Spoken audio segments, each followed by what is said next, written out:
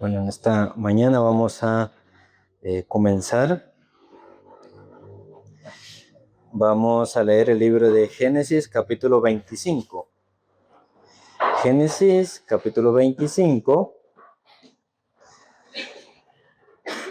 del versículo 19 al 26.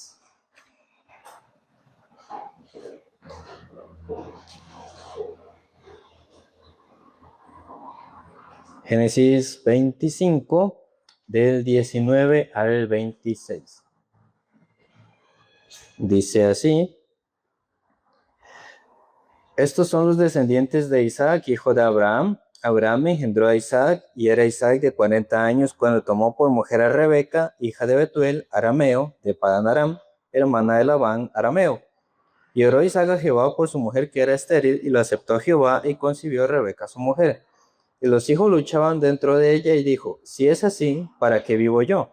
Y fue a consultar a Jehová. Y le respondió Jehová: Dos naciones hay en tu seno, y dos pueblos serán divididos desde tus entrañas. Un pueblo será más fuerte que el otro pueblo, y el mayor servirá al menor. Cuando se cumplieron sus días para dar a luz, he aquí habían gemelos en su vientre. Y salió el primero rubio, y era todo velludo como una pelliza, y llamaron su nombre Esaú. Después salió su hermano, trabada su mano al calcañar de Esaú, y fue llamado su nombre Jacob, y era Isaac de 60 años cuando ella los dio a luz. Y bueno, originalmente en esta mañana era otro tema, ¿no? Con otro enfoque, pero la mayoría de hermanos y padres no están. Entonces ya cambié el tema para esta mañana, y yo creo que el tema de hoy será para el otro domingo. Y esta parte que vemos en la Biblia, a veces salen algunos textos que son un poquito difíciles de comprender, o a alguna gente también le cuesta entenderlos. Este tema es uno de ellos, ya que habla de la predestinación del Señor. Y muchos cristianos se sienten confundidos sobre la predestinación, o están un poco sesgados de lo que significa realmente. Entonces, por ejemplo, a ver, ¿qué significa una predestinación? Destino ya decidido. Como que no tiene elección, sino que así como tal ya va a pasar. Pero, por ejemplo, aquí, cuando la gente lee esto, ¿qué concepto tiene la gente de Jacob? Porque Jacob fue el que le robó la primogenitura a su hermano, por ejemplo, y luego la bendición. Entonces, ¿qué concepto tiene la gente de Jacob? Como que fuera un engañador o como un estafador. Pero si fuera así, ¿ustedes creen que Dios recibiría a un engañoso o a un estafador, lo hubiera bendecido? No es así. Entonces, por eso es necesario tener la lectura de la Biblia. Hay muchas maneras de leer, pero hay gente que lee un capítulo y dos, luego deja leer un mes, luego vuelve a retomar, o personas leen 15 días y luego deja y luego vuelve a retomar. Entonces, leer así se pierde un hilo, ¿verdad?, de la palabra. Entonces, la lectura continua permite que se capte la esencia de lo que la Biblia realmente quiere decirnos. La Biblia tiene ¿cuántos libros? 66 libros tiene la Biblia. ¿Cuántos cuántos del Antiguo Testamento? 34. 39. ¿Y del Nuevo? 27. Además, a la Biblia le gusta el número 4. Y yo siempre, cuando no hay tanto, siempre les hago algunos quizzes. Y todos estos libros fueron escritos por la inspiración de Dios, y ninguna palabra se quedó sin su compañera, ¿no? Todas concuerdan exactamente. Pero la manera correcta es al menos leer de manera regular. No todas las personas leen de manera regular la Biblia. Por ejemplo, los niños, si el padre no interviene, únicamente comerían lo que quieran, ¿verdad? Pero para ellos, en su crecimiento, es bueno comer solo lo que quieran. Por ejemplo, a veces cuando uno es niño, cuando uno ve a los niños, a veces no le gusta un plato, pero ni siquiera lo probó. Entonces, para descartar si le gusta o no, ¿qué debería hacer? Probarlo, al menos, ¿verdad? Al principio. Entonces, en la lectura de la Biblia, muchos es igual. Como no le gusta, entonces simplemente no lo hace. O le da pereza, pero no lo hace. Entonces, nosotros también tenemos que alimentarnos de la palabra regularmente. A veces nos gustará o no, o nos dará pereza o no, pero es necesario esto y ojalá también conforme al índice. Había un testimonio de un gran hombre de fe en Inglaterra hace muchos años. Este hombre se llamaba George Mueller y a él le conocían como el hombre de la oración, ¿verdad? Entonces, él en su testimonio dijo que desde que había recibido la salvación hasta cierto punto, él no había sido un buen cristiano. Entonces, él decía esto porque como cristiano, él no se había dado cuenta de la importancia que tiene para sí mismo de la Biblia diariamente. Entonces, cuando él comenzó a leer frecuentemente la Biblia, en su vida pudo sentir el sabor de ser un verdadero cristiano. Entonces, por ejemplo, en la época actual, ¿cuántas personas creen ustedes que leen la Biblia con regularidad? Empezando por aquí. ¿Cada cuánto lee la Biblia? ¿Cada día o cada problema? Ah, bueno. ¿Cada día cuánto? Ajá. Pero eso fue de recién, ¿verdad? Pero de antes. Bueno. A ver, David. Últimamente no he estado leyendo, cuando leía en la aplicación leía sobre el semana. Ok. Leía fines de semana. Bueno, hermano Enrique. Hay que ganar, yo cada vez que mira la verdad. Ok. Bueno, si uno leyera 3 capítulos por día, entonces al año la completa una vuelta. Entonces, si lee 6 al día, entonces a los 6 meses le da una vuelta completa. Y esto decía George Mueller, que él no tenía la costumbre de leer la Biblia, por eso él hasta cierto punto no se había considerado como un buen creyente, como un buen cristiano. Entonces el pastor Pablo Shin, que es el pastor que se encuentra actualmente en México como director de Centroamérica y el Caribe, ha pastoreado también y dirigido el seminario en Paraguay, también en Perú, en México. Y con respecto a los coreanos, los latinos tienen muchas cualidades, ¿no? Que son más expresivos o que también suelen ser más cálidos, pero sin querer generalizar, a la persona latina le da mucha pereza hacer una cosa, que es leer. Al latino le da pereza, no todos, obvio, sin querer generalizar, pero leer es la habilidad para muchas personas. Ejemplo, yo tengo el número de IYF de San José, entonces cuando la gente pregunta, yo nada más le comparto la invitación, ya sea de las academias o de las actividades. Entonces cuando uno comparte la invitación, uno comparte, ¿no? Días, horas, lugar, se presionó, link de inscripción. Entonces, si una persona lee suficientemente, ya lo hace solito. Pero, por ejemplo, pregunta, quiero información de las academias, todos los sábados, de 10 a 12, inglés, coreano, y presencial y virtual. ¿Y qué creen que pregunta la gente? ¿Qué día es? ¿A qué hora es? ¿Qué modalidad tiene? Y para la actividad coreana, un muchacho preguntó para participar. Entonces yo le paso el mensaje. El mensaje dice, no se pierda su inscripción, como algo así. Luego, inscríbase con el link de acá. Y sale buenas flechas para abajo y sale el enlace. ¿Y qué me preguntó? ¿Dónde me inscribo? Pero ¿por qué será? Porque no lee simplemente. Entonces, a nosotros en general o a muchas personas no tienen la costumbre de leer. Entonces, cuando el pastor dirigía la escuela misionera, siempre tenía una lucha con los seminaristas y esa lucha, ¿cuál era? Para que lean. Principalmente la Biblia, ¿no? Porque no se pegaba la costumbre de leer. Así que para él era una de las principales luchas espirituales, ¿no? Que se pegue la costumbre de la lectura. No solo la Biblia, sino también testimonios o sermones de predicadores importantes, porque la lectura nos permite tener un mundo más amplio y con mucha más profundidad y conocer como otros aspectos de la sociedad o pensamientos de otras personas. Entonces la lectura finalmente enriquece. Entonces esa es la lucha que él tenía. Porque cuando una persona lee, aunque no haya estado en tal lugar o visto tal lugar, por medio de aquello puede conocer o por lo menos tener una idea o una pequeña experiencia. Porque, pero principalmente el libro de Dios, porque aparecen muchos personajes de la Biblia y todos ellos son personajes que de verdad existieron y vieron la mano de Dios, testificaron cómo Dios les ayudó, aparecen consejos y advertencias. Entonces, con mucha más razón hay que tener la lectura de la Biblia, ¿verdad? Y en la palabra, hay una palabra que significa adversario, que así se dice en hebreo, adversario de Dios, que es Satanás, ¿verdad?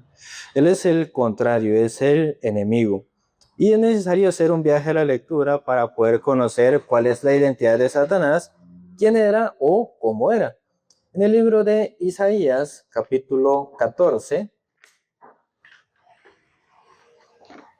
Isaías, capítulo 14,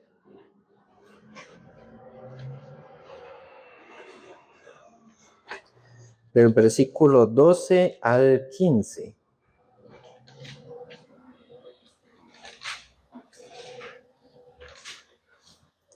Isaías 14, del 12 al 15, dice: ¿Cómo caíste del cielo, oh lucero, hijo de la mañana?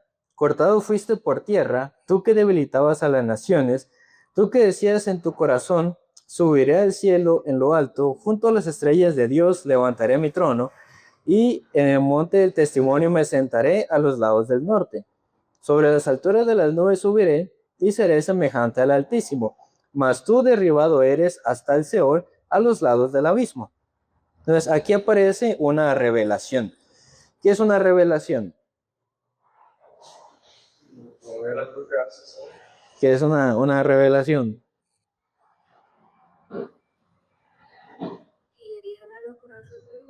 Okay.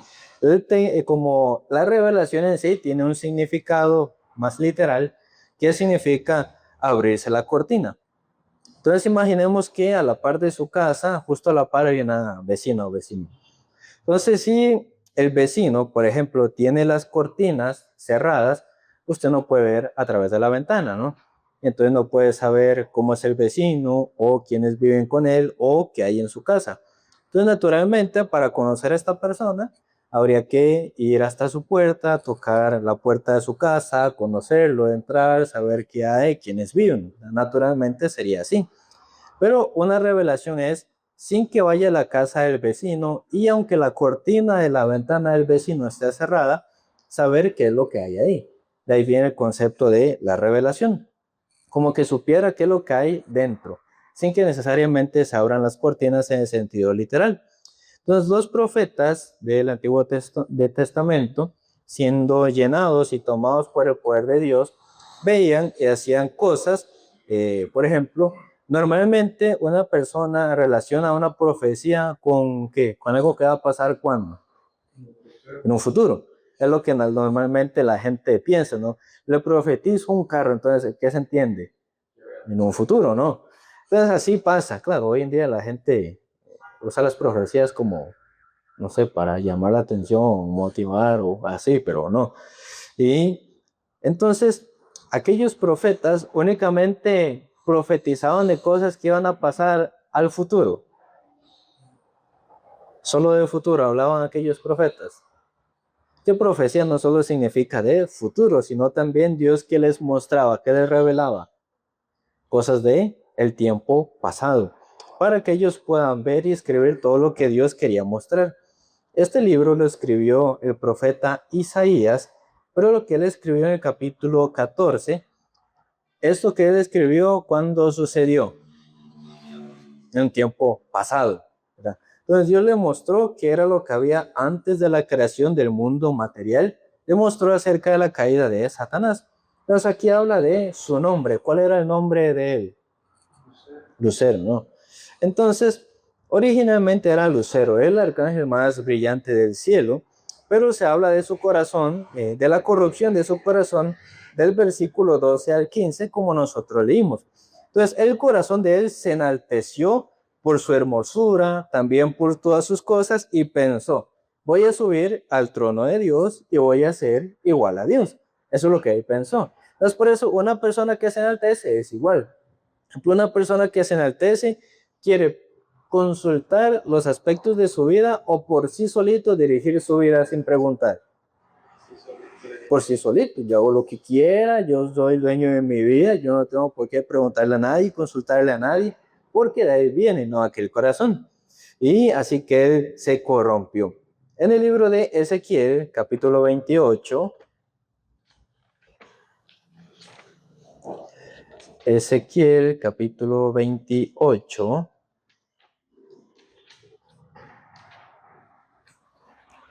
del versículo 14 al 17.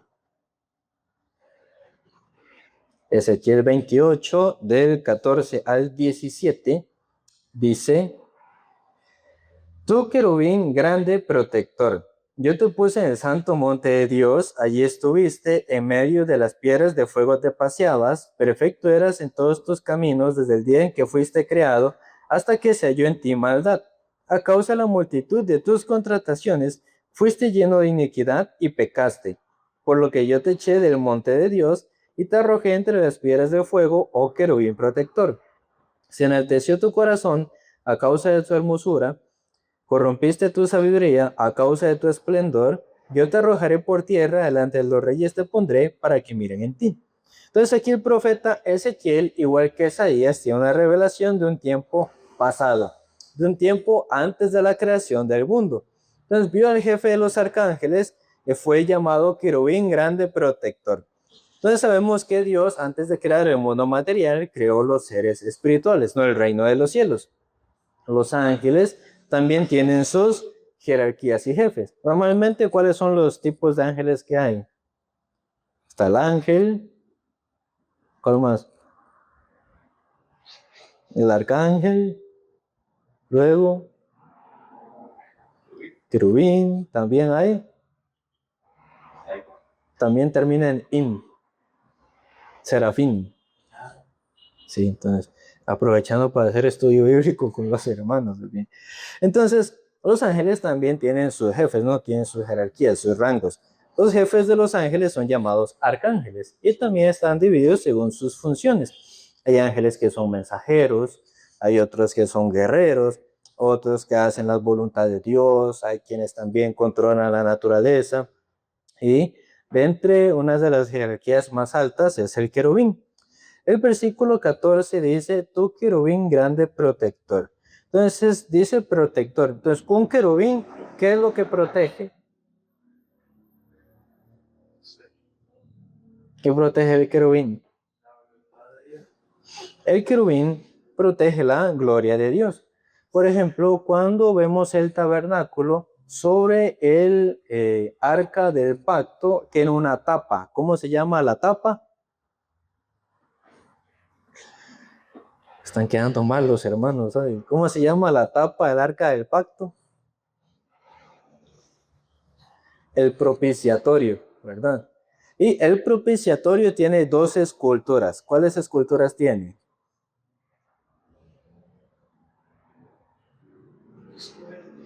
Tiene dos querubines que se tocan las alas con la punta.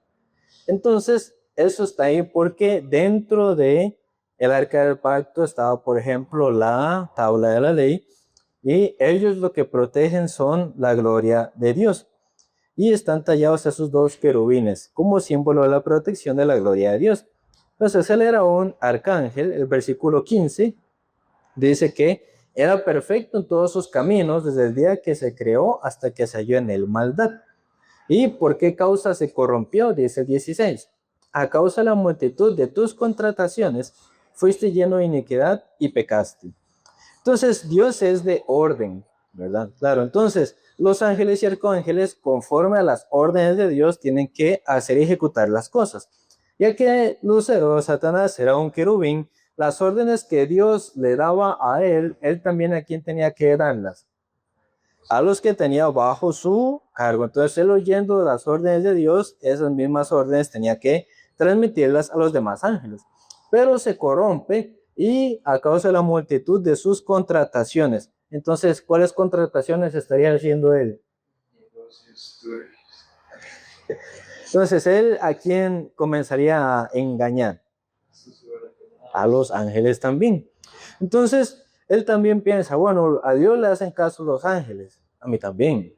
Dios es sabio, yo soy sabio, Dios es poderoso, yo también tengo poder.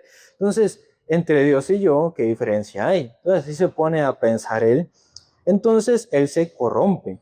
Por eso dice, a causa de la multitud de sus contrataciones, fuiste lleno de iniquidad y pecaste, por lo que yo te arrojé de entre las piedras de fuego, oh querubín protector. Y el 17, se enalteció tu corazón a causa de tu hermosura, corrompiste tu sabiduría a causa de tu esplendor. Yo te arrojaré por tierra, delante de los reyes te pondré para que miren en ti. Entonces podemos ver que a causa de ¿qué cosa se enalteció él? Dice su hermosura, también su esplendor, su sabiduría. Pero él se olvidó de una cosa, la hermosura, sabiduría o esplendor y todo lo que él tenía era propio. No, era prestado, Dios se lo dio a él, pero él piensa que es propio. Entonces, él es una criatura, no es un creador, pero él de qué se olvidó. Se olvidó de que era una criatura, se olvidó de su identidad, se olvidó de que tiene un jefe, un creador, un soberano. Entonces la Biblia explica sobre el pecado, sobre la diferencia de pecado y pecados. A ver, ¿cuál es la diferencia? De pecado y pecado. Ajá. Una es una acción, la otra es una teoría. ¿Qué es la diferencia de pecado y pecados?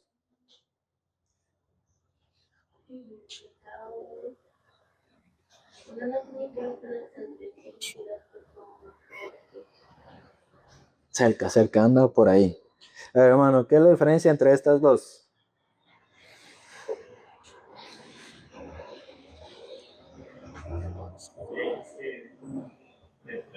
Yo lo considero como algo meramente individual. Ajá. Ok. Entonces, la Biblia diferencia pecado de pecados. Como digamos, lo separa en definición. Si uno estudia el pecado, la esencia del pecado, el origen del pecado, la Biblia está escrito en el Antiguo Testamento en hebreo sata. Así se escribe pecado, como sata. El Nuevo Testamento está en griego escrito como hamartía. Y eso sobre el pecado esencial. Entonces, aunque sea en griego o en hebreo, el significado es similar, como que se desvió del blanco, como que se desvió del propósito. A eso se refiere sobre el pecado original, es decir, sobre el pecado con el que nosotros ya nacemos por culpa de Adán y Eva. Ellos se desviaron de la voluntad de Dios, del propósito del Señor, y es el pecado con el que nacemos todos nosotros. Desviado del propósito, desviado del blanco. Eso es lo que significa. Pero pecados va más a las transgresiones o fallas que uno comete continuamente. ¿Y cuál fue el pecado de este querubín protector? Él se olvidó de su origen, se olvidó de quién era y se olvidó que era una creación nada más. Tanto poder, tanta sabiduría, tantas cosas eran prestados. Entonces, si nosotros fuéramos más prudentes y tuviéramos también la inspiración del Señor por haber recibido algún talento o algún cuerpo sano o algunas personas un bello rostro, no sería un motivo de jactancia, ¿verdad? Sino de saber que, por ejemplo, si alguien es guapo, la gente guapa, ¿cómo juega? Por ejemplo, el guapo sabe que es guapo, ¿verdad? Obvio. Pero cuando está con otras personas, ¿cómo dice que es? Yo soy feo, entonces ¿cómo se siente el feo? Se siente peor o no. Por ejemplo, pero hay gente que sabe que es guapa y cómo se pone. Jugar de vivo o jugar de viva, ¿verdad? Porque sabe, pero esa belleza que tenga, o tal vez que no tenga, sea como sea, ¿quién lo habrá dado? Es cierto. Entonces, por ejemplo, si es una persona muy guapa, se puede decir que es porque por mérito de esa persona, porque simplemente Dios se lo dio. Porque Dios se lo dio, no hay que jactarse por esas cosas. Tal vez alguna persona canta bien, pero alguno que canta bien siempre busca dónde poder figurar, ¿verdad? Pero si canta bien, ¿quién le dio aquel don? Dios también. Si alguno tiene un cuerpo sano, o si tiene buenos mentores, o alguna cosa, todo eso, ¿quién lo dio? Porque si Dios en nuestra vida no hubiera puesto ninguna pieza, ninguno estaría aquí. Entonces, cuando uno siente que hace bien, naturalmente el corazón humano se enaltece. Ejemplo, nadie nace naturalmente quiere ser hermoso o habilidoso, sino que todo lo que tenemos y hacemos es por la gracia nada más. Pero el ser humano por todo se cree, ¿verdad? El ser humano naturalmente por todo se enaltece. Entonces, según el punto de vista de la Biblia, el ser humano, o sea, nosotros somos raros. Somos como no razonamos, porque por cualquier cosa nos enaltecemos, pero si uno ve, uno no tendría razón de enaltecerse o de volverse arrogante. Por eso para la Biblia el ser humano es raro, que se enaltece por nada, se jacta de todo. Entonces Satanás fue arrojado a la tierra porque él fracasó en ser Dios, ¿verdad? Pero él es rebelde, ¿verdad? Él es así, él es rebelde. Entonces, los ángeles que fueron engañados por él también y le siguieron, aquellos también fueron arrojados. Y lo que aquellos ángeles que siguieron a Satanás y fueron lanzados a la tierra es lo que hoy comúnmente nosotros llamamos demonios. Pero Satanás, solo porque Dios le desechó del cielo, él se rinde. No, no se rinde, él sigue. Entonces él se seguía viendo poderoso, se seguía viendo hermoso, también viendo a aquellos que le habían seguido. Y cuando Dios creó la tierra, ¿cuál era finalmente el centro de la creación de Dios? El hombre, Adán y Eva. Eso era el centro de la creación de Dios. Entonces, Satanás, viendo cuál era el centro de la creación de Dios, ¿qué buscaría atacar? Al hombre, claro. Entonces, aparte, Satanás había sido hermoso, sabio, hecho de piedras preciosas, pero el hombre, ¿qué está hecho? Polvo de la tierra, nada más. Entonces él ve una criatura que es el centro de la creación de Dios, pero al mismo tiempo más débil que él. Entonces, cuando se acerca con Eva, ¿qué pensamiento le pone? Dice, si usted come ese fruto, ¿qué va a pasar? ¿Qué le dijo? Va a ser igual que Dios. Originalmente, ¿quién quería ser como Dios? Pero ese mismo pensamiento le pasa a ellos. Entonces, en Génesis capítulo 3, Génesis capítulo 3, versículos 4 y 5.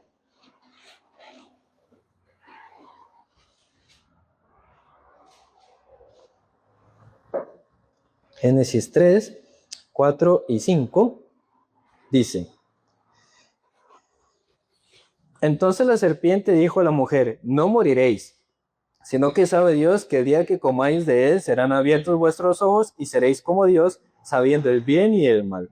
Entonces, ¿qué pensamiento pone? Seréis como Dios, lo mismo que él.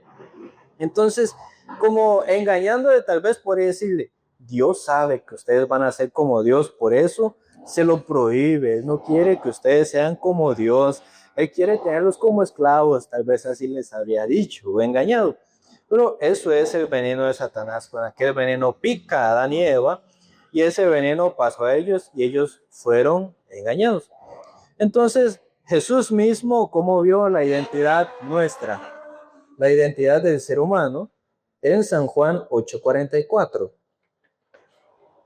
San Juan capítulo 8, versículo 44. San Juan 8:44.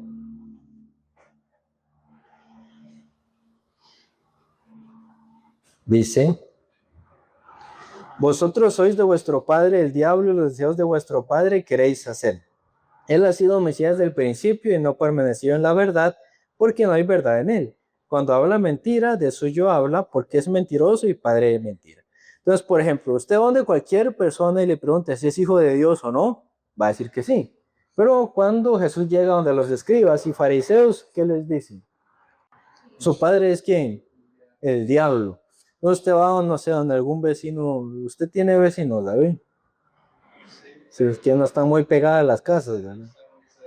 Y a usted se acerca alguien de por ahí y le dice, señora, su padre es el diablo. ¿Qué cree que pase? O si usted le dice a alguien de su trabajo, su padre es Satanás.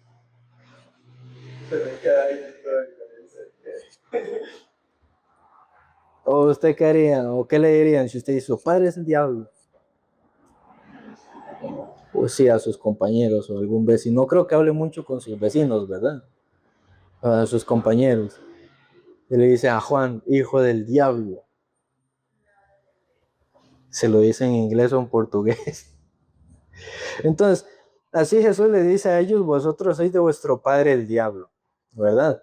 Normalmente cualquier persona se ofende. Ellos también se ofendieron. Pero, por ejemplo, si una persona nace con pecado y tiene pecado mientras no sea salvo por Cristo, ¿es hijo de quién? Es hijo del diablo realmente. Pero él también dice, los deseos de vuestro padre queréis hacer. Entonces, ¿qué deseos pone Satanás en sus hijos? O sea, en el hombre que tiene pecado. ¿De dónde cree usted que nace tanto robo, tanto asesinato, tanto secuestro, tanto vicio? ¿Esos deseos de quién vienen? Entonces Jesús dice, los deseos de vuestro padre queréis hacer. Entonces, aquellos deseos que el ser humano quiere hacer o hace vienen de Satanás. Entonces se comprueba que realmente aquellos su padre es el diablo. Entonces, una naturaleza común del ser humano es ser orgulloso, querer dirigir su propia vida, ser su propio Dios.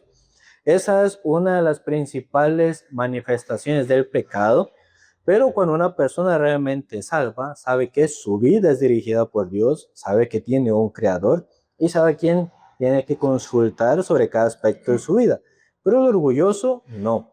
El orgulloso quiere siempre ser primero, siempre quiere mandar, dirigir. No quiere tener amigos, sino empleados. Por poner un ejemplo, ¿no? No, por fuera dice amigo mío, pero por dentro quiere que sea su subordinado, tenerlo debajo de su pie. Entonces, por ejemplo, cuando los jóvenes se reúnen, no todos los jóvenes, pero la mayoría de jóvenes se reúnen, ¿ustedes creen que se hablan entre sí con respeto? No, ¿usted se habla con respeto con otros jóvenes? ¿Cuántos amigos jóvenes tiene usted? Ajá. Sí. No muchos, digamos. Los hermanos de aquí no son de muchos amigos. Pero el hermano solo pasa diciendo que es viejo. Se lo habla de los jóvenes como que él tuviera 40. Hermano, ¿usted qué edad tiene? ¿Está joven o no? Y por él dice que está viejo a los 30. Hay que regañarlo, ¿verdad? A los 35 joven y él a los 30 piensa que tiene 60. Yo por eso lo regaño, viva como joven. Y aunque tenga cuerpo viejo, viva como joven también. Ya, o sea, para una persona que tiene 24, 22, 30, le suena pesado. Ya cuando tiene 30, no. Por ejemplo, usted le dice a Lucy que, no sé, algo referente de 30 años no le va a gustar porque tiene 11 años menos, ¿no? Pero aunque tenga 30 o 35 o 40, no se considere viejo. En el Korean Day, ¿cuántos años tiene mi suegra? Como 45, creo, por ahí. No sé, pero andan los 40. Pero ¿cómo se portaba? Sin piedad. Igual habían personas mayores. Ya, ayer por la tarde, como a la una, un par de viejitas que vieron un TikTok de la actividad, vieron que era hoy. Ya como lo vieron tarde, fueron corriendo a llegar en la tarde. Y ahí estuvieron. Entonces la edad no importa, pero así el hermano se considera viejo, pero no sé si el cuerpo se sentirá viejo, pero al menos tenga el corazón de joven, ¿verdad? Pero bueno, nos desviamos del tema, ¿no? Los jóvenes usualmente no se hablan con tanto respeto entre sí. Y muchos jóvenes hoy en día respetarán a sus padres. No todos, o no tantos. A los profesores, menos. A ellos menos. Y, por ejemplo, porque muchos jóvenes, ¿qué se creen? Resumidos, se creen demasiado. Por eso así toman la postura orgullosa. Esaú era una persona que estaba también tomado por aquel espíritu de Satanás, que el orgullo, el enaltecimiento, es el principal carácter del diablo. Por eso en Génesis capítulo 25, Génesis 25,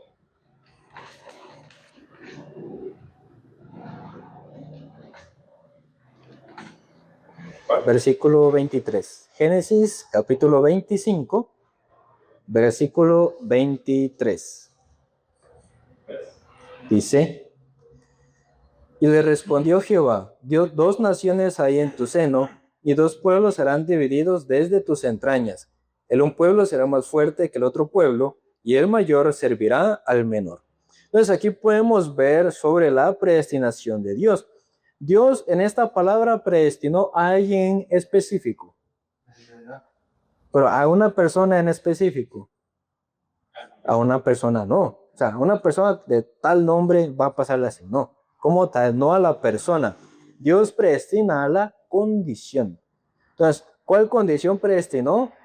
De que el mayor sirve en esa condición él la predestinó, no a la persona. La gente piensa predestinación esta parte y piensa Jacob y Esaú, pero no fue así, sino que Dios predestinó aquella condición. Por ejemplo, Jesucristo vino a salvar a ¿quiénes? A los pecadores, ¿no?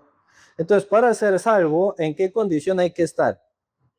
Condición de pecador. Pero siendo pecador, se pone a sí mismo en otra condición, ¿se puede salvar?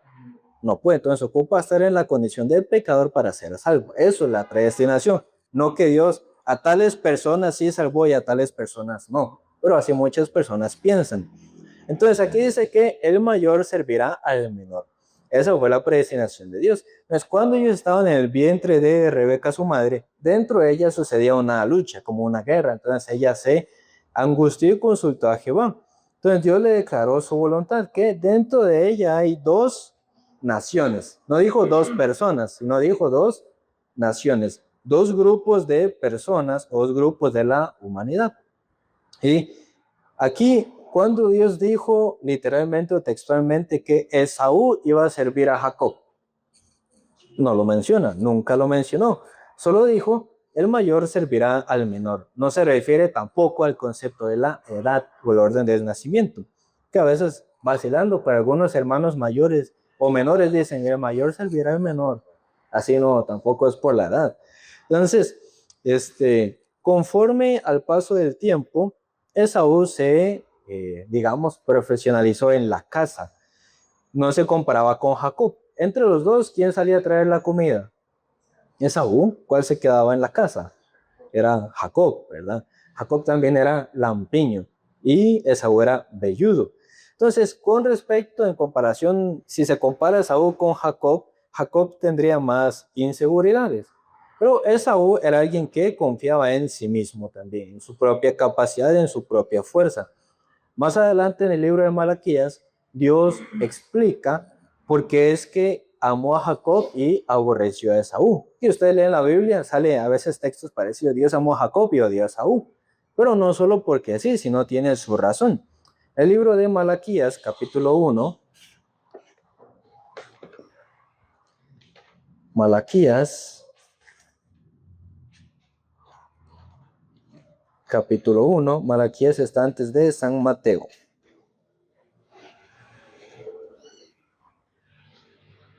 El último libro del Antiguo Testamento. Malaquías, capítulo 1, del verso 1 al 5. Dice: profecía de la palabra de Jehová contra Israel por medio de Malaquías. Yo os he amado, dice Jehová. Y dijisteis, ¿en quién nos amaste? ¿No era Esaú hermano de Jacob? Dice Jehová, y amé a Jacob. Y a Esaú aborrecí y convertí sus montes en desolación, y abandoné su heredad para los chacales del desierto. Cuando Edom nos dijere, nos hemos empobrecido, pero volveremos a edificar lo arruinado, así ha dicho Jehová de los ejércitos, ellos edificarán y yo destruiré, y les llamarán territorio de impiedad y pueblo contra el cual Jehová está indignado para siempre. Y vuestros ojos lo verán y diréis, sea Jehová engrandecido más allá de los límites de Israel. Aquí se menciona Edom. ¿A qué se refiere Edom? Edom se refiere a los descendientes de Esaú. Entonces, cuando habla de Edom, habla de la descendencia de Esaú. Eso significa. Por eso menciona aquí sobre Edom. Entonces, el profeta Malaquías es del tiempo de la esclavitud, de cuando los israelitas fueron llevados por los babilonios. Y en el corazón de los judíos había una pregunta: ¿en qué nos amó Jehová? Porque ellos dicen: ¿en qué nos amaste? Por ejemplo, cuando una persona pasa una mala situación, ¿siente que a Dios le ama? No, siente que no, pero no es que no le ame. Entonces ellos estaban como esclavos en Babilonia y ellos dicen: ¿en qué nos amó Jehová? ¿Y qué clase de amor es este entonces? Así ellos preguntan y se quejan con Jehová, porque ellos ahorita estaban siendo esclavos de otra nación. Claro, eso tiene otro contexto que aparece en el libro de Reyes, que, bueno, tal vez más adelante vamos a estudiar, pero ellos se quejaban por ser esclavos y Dios les expresa. En el versículo 1, al final dice: ¿no era Esaú hermano de Jacob? Entonces esa es la pregunta que Dios les dice, porque los dos eran hijos de Isaac y de Rebeca, y Esaú también era hijo de Jacob, pero luego dice: yo lo aborrecí y amé a Jacob. Entonces luego expresa por qué aborreció a Esaú. Dice el versículo 4: cuando Edom dijere: nos hemos empobrecido, pero volveremos a edificar lo arruinado, así ha dicho Jehová de los ejércitos, ellos edificarán y yo destruiré. Entonces, aquí se manifiesta el carácter de Esaú, el carácter de Edom. Entonces, dicen: nos hemos empobrecido, pero ¿quién los empobreció? Dios les puso esa condición. Pero ellos dicen: pero volveremos a edificar lo arruinado. Es lo que ellos comentan. Entonces, ¿cómo es Esaú? Es lleno de orgullo, lleno de ego. Entonces, por ejemplo, ellos son como así: Dios me empobreció, entonces yo me enriquezco solo. Ese tipo de corazón tiene Esaú, tiene Edom. Ah, Dios me fracasa, Dios me empobrece, yo solito me enriquezco, entonces sin Dios. Ese tipo de corazón tenía Esaú y Edom, que son los descendientes de Esaú. Entonces, ejemplo, si Dios nos empobrece, ya simplemente hemos de aceptar que Dios nos empobreció. Si Dios nos enriquece, recibimos la riqueza. Entonces, supongamos que ya el hermano David se empobrece y dice: ah, sí, Dios, bueno, usted empobrezcame lo que quiera, yo solito me vuelvo a levantar. Ese es el corazón que tenía Edom. Ese es el corazón que provocaba la ira de Dios. Entonces, en nuestra vida, ¿por qué Dios nos permite los fracasos? Por ejemplo, porque el fracaso son muy buenos remedios para el corazón. Por así decirlo, hace madurar a los verdes, digámoslo así. Porque, digamos, dan enseñanzas que nos cambian. Por ejemplo, si una persona no fracasa y tiene todo éxito, algo aprenderá. Pero, ¿de qué aprende más las personas? Del fracaso. Aunque uno no quiere fracasar, siempre que va a llegar a la vida. Por ejemplo, yo una vez había visto, bueno, una persona que yo sigo que hace videos, había subido, no sé por qué hablo de ese tema, pero por ejemplo decía: hay un deportista, un futbolista que es el que más, como de más goles de penal ha hecho. ¿Cuál es? Es Cristiano Ronaldo. ¿Cristiano? Ronaldo. ¿Tiene más Cristiano? Sí, pero es al mismo tiempo el jugador que más penales ha fallado. Y luego así hacía varias comparaciones. Detrás del éxito de tal persona, ¿qué es lo que había primero? Algún fracaso, algún error. Pero justamente aquello es lo que le hacía crecer, madurar y cambiar. Claro, uno como ser humano siempre busca evitarse el fracaso, ¿no? Pero aunque uno no quiera, el fracaso siempre llega. Porque si no es por el fracaso, ¿quién aprende? Entonces, aún los grandes empresarios habrán tenido sus fracasos o no. Ellos siempre fueron de éxito en éxito, ¿no? También han fracasado. Entonces, ninguna enseñanza grande o buena, nosotros recibimos cuando todo nos iba súper bien, sino que la enseñanza llega después de los fracasos, las lágrimas y las amarguras. Pero al leer y orar, nosotros podemos recibir el corazón de Dios. Los seres humanos hoy día siguen siendo influenciados por Satanás, incluso los hermanos que son creyentes. Pero a través de los fracasos, las vergüenzas, Dios nos hace madurar.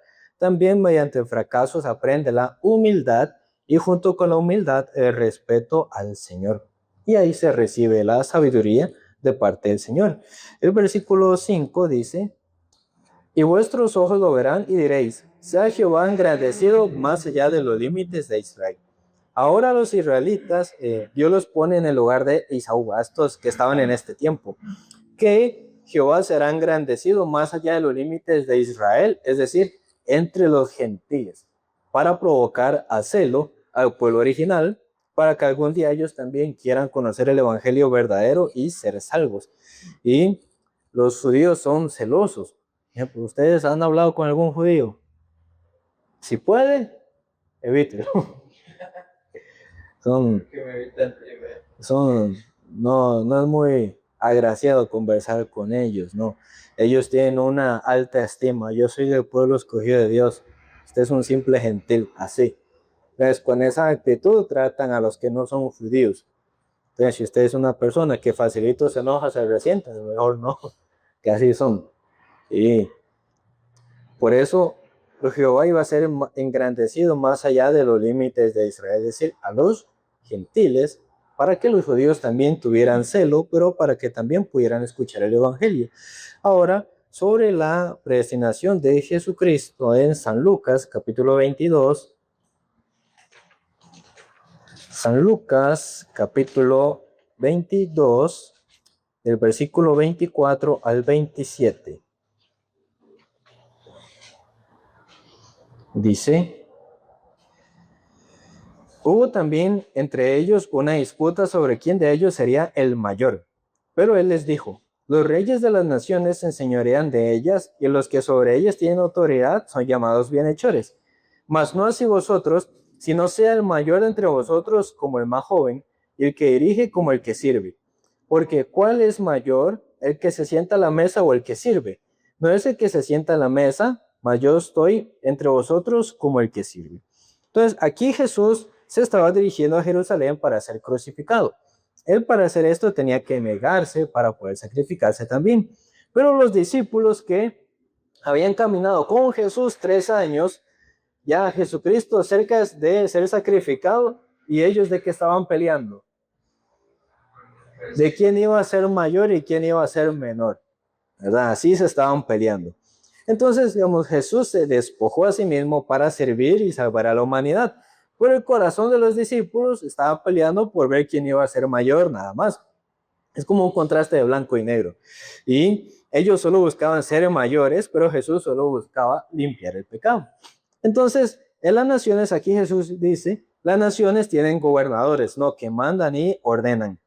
Pero, dice, en el reino del Señor, ¿quién es el verdadero mayor? ¿El que manda a todos o el que sirve a todos? El que sirve. En el mundo, el que sirve, usualmente, ¿qué posición se le da? De menos, ¿verdad? Entonces, en la política de Dios es totalmente diferente a la política del ser humano, que solo busca ser el mayor. El ser humano busca tener los demás por debajo. En el reino de Dios eso no sirve. Entonces, aquí dice el versículo 26, dice, mas no así vosotros, sino sea el mayor de entre vosotros como el más joven. O sea, el que es mayor, en este caso un poquito más con la edad, que sea como el más joven. Porque, digamos, un joven tiene mucho que aprender, tiene mucho que corregirse en esto. Y luego dice, y el que dirige como el que sirve. El 27, porque ¿cuál es mayor? ¿El que sienta a la mesa o el que sirve? O sea, en un contexto humano, ¿quién tiene más cargo? ¿El que está a la mesa o el que está sirviendo el que está en la mesa? El que está en la mesa. Pero ¿qué dice Jesús? No es el que está a la mesa, mas yo estoy entre vosotros como el que sirve. Entonces Jesús, ¿qué dice? Para él, ¿quién es realmente mayor? No el que está a la mesa, sino el que está sirviendo. Entonces Jesús, como vida de fe que nos enseñaba a servir. El ser humano quiere ser servido, pero Dios nos enseña a servir. El que sirve, el que está en posición de menor, viene a ser el verdadero mayor en el reino de los cielos. Eso es lo que Jesús está describiendo. En Génesis capítulo 27, Génesis 27,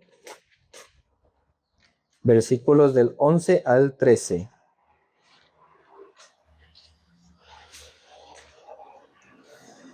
27 del 11 al 13, dice: Y Jacob dijo a Rebeca su madre: He aquí, Esaú mi hermano es hombre velloso y yo lampiño.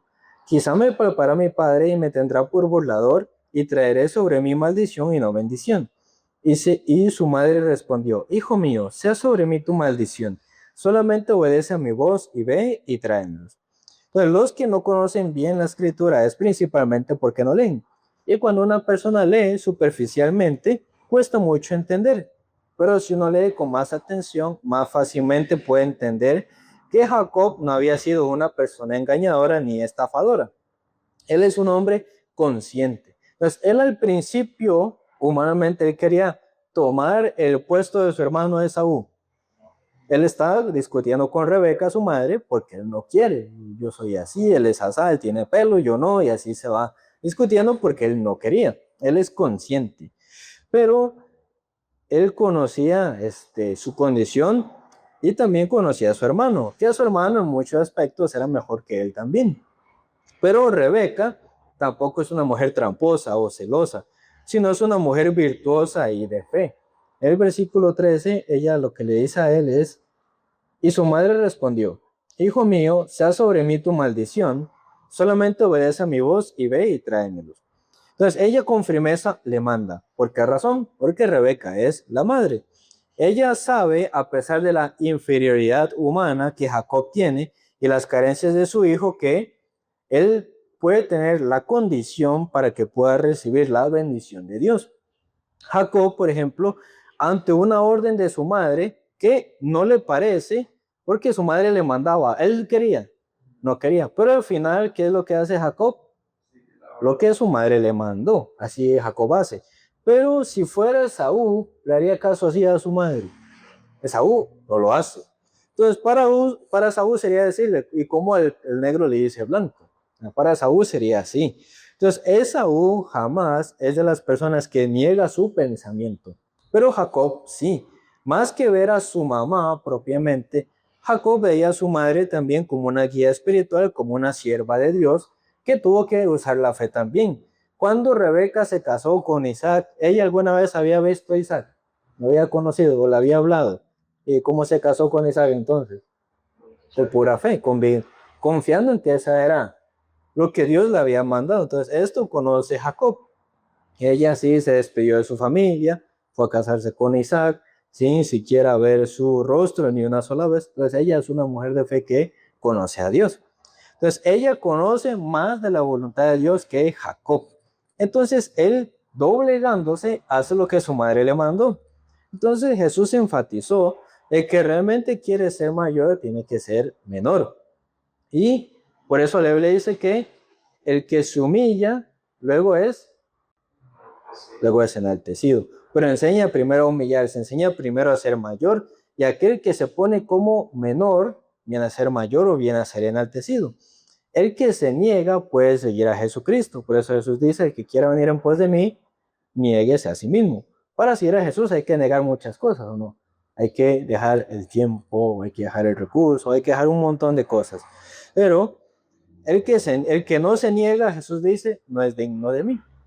Entonces, la predestinación de Dios es al que aprende a humillarse, al que aprende a despojarse, al que presta atención al oído, o sea, a lo que Dios le manda. Esa persona puede desarrollarse en la fe. Por eso dice: el mayor servirá al menor. Entonces, si uno quiere ser como el que reciba esa bendición del Señor, uno primero tiene que ponerse en posición de menor. Entonces, no es mayor en edad, no es mayor en cargo, no es menor en edad, no es menor en cargo, sino si uno quiere recibir eso, la posición del corazón que uno tiene que tener, ¿cuál es? De servir, de ser el menor, de humillarse. Pero aunque en el mundo eso parezca de vergüenza, de alguien que se deja mangonear o así, pero para el Señor, como la persona que se humilla y que sirve, finalmente llega a ser mayor. Entonces, entre Jacob y Esaú, ¿cuál de los dos recibió la bendición? Porque ¿cuál tomó la posición de menor? Digamos, independientemente de la edad o el nacimiento, entre Jacob y Esaú, en su corazón, ¿cuál tomó la posición de menor? Fue Jacob. Por eso él recibió la bendición, contrario de Esaú. Entonces, para que nosotros podamos recibir la bendición de Dios, la gracia de Dios, ¿cuál posición habría que tener? La de menor, la de servir. Ejemplo, si David llega y dice, sírvame almuerzo, deme el culto, así cante para mí, póngame las sillas, así como sírvame. Entonces, esa persona para el Señor puede recibir la bendición. Pero ya, supongamos, llega un día a las 7 de la mañana y limpia el salón de culto, pone las sillas, pone todo, está sirviendo, ¿no? Entonces, las personas del mundo usualmente, ¿con qué ojos ven al que sirve? Ay, pobrecito, véalo, aquí y allá, lo menosprecia. Pero para el Señor, tal persona, ¿cómo es? Llega a ser mayor, llega a ser bendecido. Entonces, por eso el Señor Jesucristo nos enseña a servir. No a ser servido, sino a servir. Claro, mientras uno sirve, Dios también le sirve a uno. Pero Él enseña a servir, a despojarse, a negarse. Finalmente, el que es creído, el que es orgulloso, el que solo quiere ser servido, ¿aquel puede desarrollarse en la fe? No puede, porque el que se humilla, ¿qué le pasa? Pero el que está enaltecido es humillado. Entonces uno tiene que mantener la posición humilde, pero el que se enaltece, se humilla, se queja, se enaltece otra vez, se queja, se humilla, y así, pero así no debe ser. En el Señor uno tiene que esperar, sírvame, haga para mí, deme esto, deme lo otro, sino uno más bien tiene que servir. En este caso, nosotros como servir a los hermanos. Tengo o no estén, pero porque al culto también se le llama servicio, porque se le sirve, ¿no? Ya cuando ustedes llegan al culto, siempre, ¿qué es lo que está listo? Todo el salón para que lleguen, la casa no huele feo, sí. Tal vez los ratones a vez en cuando hagan algo, pero ¿han olido los ratones? No, ¿verdad? Entonces, la casa limpia, el salón listo. Cuando termina el culto, usualmente, ¿qué tienen los demás hermanos? Aparte de los que preparan el almuerzo, ya tienen su almuerzo. Entonces, el hermano es servido, ¿no? Pero ese servicio también los hermanos tienen que dar ese servicio al Señor. Claro, físicamente sí, servirá a la iglesia, a los hermanos, pero realmente ¿a quién está sirviendo? Al Señor. Entonces, ese tipo de persona que se pone en esa condición de menor es el que recibe la bendición. Si uno pone su corazón en la posición de mayor, ese ¿a quién le tocará servir? Es al mismo. De eso uno tiene que saber en qué posición tiene que ponerse. Que el orgulloso, el creído, es el que más difícil puede aprender la fe. Pero el que se humilla, el que toma la posición de menor delante del Señor, este recibe de Dios el favor y toda bendición. Entonces, para el Señor, Él no predestinó a una persona en específico, no dijo, Él va a ser bendecido y ella maldecida, no fue así, sino si Él toma una postura de corazón que le lleva a la maldición, Él la recibe.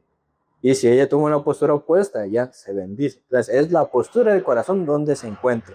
Jacob se puso en la de menor, por eso Saúl tuvo que servirle. Y si una persona se pone en condición de pecador, Jesús le sirve muriendo en la cruz, limpiando su pecado. Y así en todas las cosas, no por alguna persona en específico, sino en qué posición de corazón se encuentra cada uno. De esa manera, el que como Jacob se pone en la posición de menor, puede recibir la bendición de Dios. Por eso Dios regaña a Israel y le dice, ¿acaso no era Esaú hermano de Jacob? Porque sí, aunque Esaú tenía esa postura, al final, ¿quién era su hermano? Era Jacob. Sí, digamos, él, aunque le tocó estar en la posición de mayor por su corazón, sí servía a su hermano Jacob, igualmente no iba a ser bendecido él. Sí, pero Esaú no hizo esto. Por eso Dios les regaña. No era Esaú hermano de Jacob también. Por eso ya Edom provocó la ira de Jehová, porque se quería enriquecer por sí mismo, no quería tomar la postura de servicio, aunque era hermano de Jacob y al menos por servirle, él también podría recibir la bendición, pero así no lo hizo. Entonces, ya pues, David sirva al Señor, entonces al final también, ¿quién le sirve a usted? El Señor, y así con cada cosa. Entonces, el Señor es de el servicio. Entonces, esta parte de la vida de fe nosotros también hemos de aprender y enseñar a los hermanos. Enseñar también es servir, ¿no? Hermano, ¿por qué no viene al culto? ¿Qué estaba haciendo? Dijo que estaba enfermo porque estaba celebrando el Día del Padre. ¿Acaso Dios también no es su Padre para que le celebre el día de él escuchando la palabra? Sí, ¿verdad? Pero bueno, eso hay que tratar con un poquito más duro el otro domingo, ¿ya? Entonces vamos a llegar hasta aquí en esta mañana. Voy a compartirles los anuncios.